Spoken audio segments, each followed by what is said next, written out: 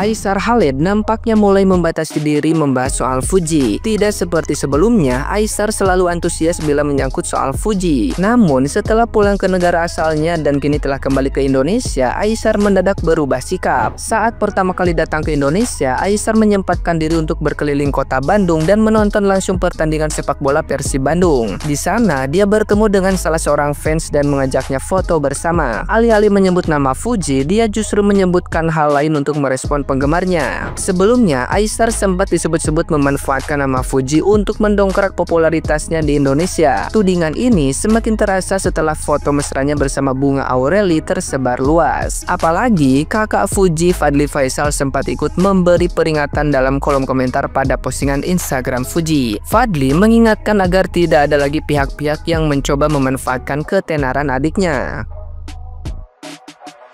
Nah, gimana nih menurut netizen yang terhormat? Silahkan berkomentar ya. Aku tuh masih geram ketika ada orang yang bilang Aisar Khalid itu hanya untuk pansos aja deketin Fuji. Sedangkan nih, teman-teman coba pakai logika ya, yang bersih gitu pikirannya. Untuk apa Aisar Khalid ngambil job di Jakarta kalau misalkan dia aja udah trending nih. Dia lagi trending nih dalam pencarian semua platform, itu nama Aisar Khalid itu pertama ya teman-teman ya. Dan pencariannya itu ngalahin pencarian nama Fuji juga gitu ya. Untuk apa dia datang ke Indonesia gitu ya, ke Jakarta lah intinya, kalau dia nggak ada yang didemenin di Jakarta. Dia cukup live aja di rumah gitu ya, nggak usah capek-capek datang ke Jakarta, ke negara orang gitu ya. Sedangkan dia aja lagi trending gitu ya. Nah terus dia tuh sampai rela pasang kipas angin di hotel, lu tau gak? Pasang kipas angin di hotel karena dia nggak kuat tidur pakai AC. Itu tuh pengorbanan Aisar. Pagi-pagi ya udah dibikin baper tuh sama si Aisar sama si Fuji. Lihat mereka pada sedih gitu ya. Ya mungkin sedihnya ya namanya udah terpublikasi, orang udah berpikiran mengira bagaimana gitu. Udah banyak ngarep juga, ngarep mereka bersatu ya. Tapi sih ada kemungkinan mereka pada punya hati, pada punya rasa ya, walaupun mungkin masih sedikit dan juga masih ragu-ragu, sama-sama meragukan. Kalau menurut aku mereka saling suka tapi masih sama-sama meragukan, itu benar nggak sih, itu benar nggak sih gitu ya. Jadi udah lagi kegodok sama orang-orang yang nggak suka, yang upload, yang disatu-satuin videonya terus di upload, belum yang benci sama mereka, yang pengen bongkar-bongkar aibnya gitu ya. Emak tuh jadi ikut gedek juga, kasihan lihat mereka jadi sedih kayak gitu. Kalau menurut aku sih kakaknya Fuji tujuannya buat melindungi Fuji, takutnya dimanfaatin sama cowok ya. Terus lagi sama Fujinya ya, dia juga mungkin masih mikir trauma ya, masih trauma, jadi dia masih minta perlindungan sama kakaknya. Tapi kalau kata aku sih Fuji sebenarnya ya mungkin ada sedikit feel ya, cuman masih ragu sama si Aisar keseriusannya.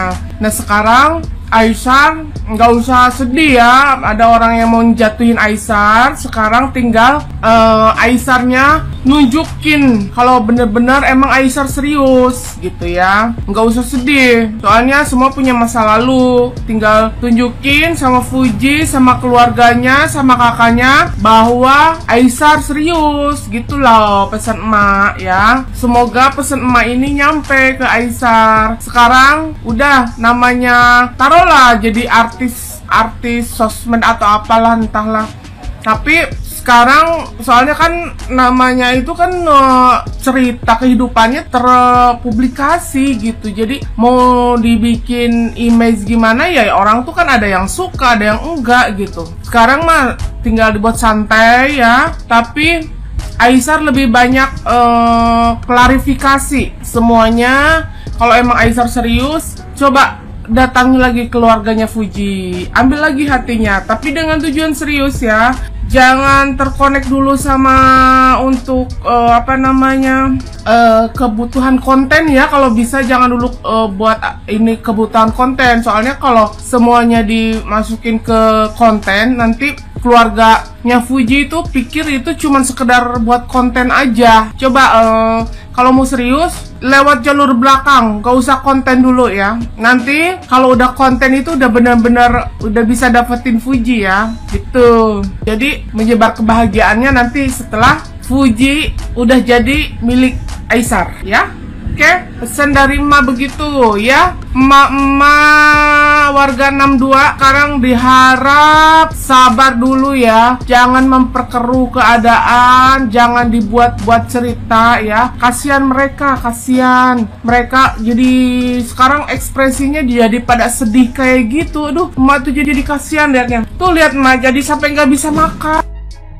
Melindungi adiknya, misalkan yang jadi permasalahan adalah mungkin tentang status Fadli ya, oke? Ini adalah masalah kebiasaan, gitu ya, masalah pola pikir dan kebiasaan sehari-hari antara keluarga Pak Haji Faisal, khususnya yang di sini Fadli dan Aisar, gitu ya. Maksud saya adalah Fadli melindungi adiknya dengan caranya Fadli yang mungkin dia melihat cara Pak Haji Faisal. Pertama, yang kedua, bisa jadi Fadli, bukan bisa jadi ya, karena dari pertemuan antara Aisar dan Fadli jelas terlihat Fuji dan juga pasti Fadli dan cara bicara Oma dan Haji Faisal di TV itu mereka mengisyaratkan dalam arti kurang suka ya dengan cara Aisar. Dalam artian gini, benar Aisar adalah konten kreator yang mungkin 24 jam hidupnya itu kalau bisa dikontenkan dan semua orang tahu ya. Tapi dari keluarga Haji Faisal kan anak-anaknya konten kreator, tapi tidak sepenuhnya kehidupan mereka di up di publik ya. Apapun alasannya kita menghormati antara cara Faisal dan cara keluarga Haji Faisal. Kenapa yang suka Aisar ketika Fadli buat status banyak yang nggak suka? Cara hidup keluarga Haji Faisal, cara hidup Fadli nggak bisa cocok dengan semua orang,